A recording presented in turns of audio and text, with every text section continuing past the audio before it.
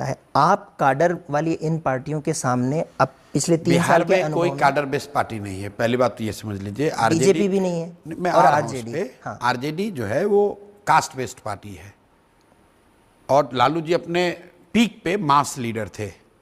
फिर वो कास्ट, लालू जी अपने शुरुआती दिनों में गरीबों के नेता थे, मास के लीडर थे। फिर वो पिछड़ों के नेता हुए, फिर वो यादवों के नेता हुए, अब वो आरजेडी के यादवों के नेता हैं। तो वो एक कास्ट बेस्ड पार्टी है और वैसी उनकी व्यवस्था है। जदयू जो है वो प्योर नीतीश कुमार का है, उसमें कभी काडर रहा ही नहीं है। मैं उस दल में भी रहा हूँ।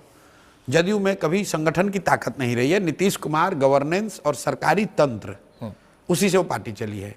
काडर के नाम पर यहाँ पर, और कांग्रेस तो है ही नहीं काडर बेस्ड पार्टी, काडर के नाम पर यहाँ पर लेफ्ट के दल रहे। पहले यहाँ सीपीआई बहुत मजबूत होती थी, अभी आई सीपीआई एमएल है और बीजेपी। लेकिन बीजेपी आज तक बिहार में एक बार अपवाद के तौर पर छोड़ दीजिए 2015, तो 100 से ज़्यादा सीट लड़ती नहीं, 100-110 सीट लड़ते हैं। तो आधे बिहार में उनका कोई काडर नहीं है। सीपीआई एमएल जो काडर बेस्ड पार्टी है वो 15-20 सीट लड़ते हैं, तो उनको लिमिटेड एरिया में उनका है।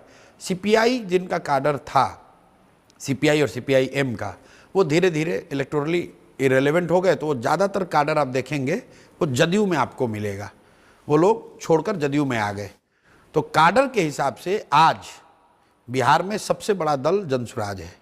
हम लोगों ने 72,000 बीएलए का नाम नंबर दिया है, लेकिन चूंकि जनसुराज अभी नई पार्टी है, ये रिकॉग्नाइज रजिस्टर्ड है लेकिन रिकॉग्नाइज नहीं है। वो तो जब आप चुनाव लड़ेंगे तब रिकॉग्नाइज होंगे, इसलिए हमारे बीएलए का लिस्ट नहीं है।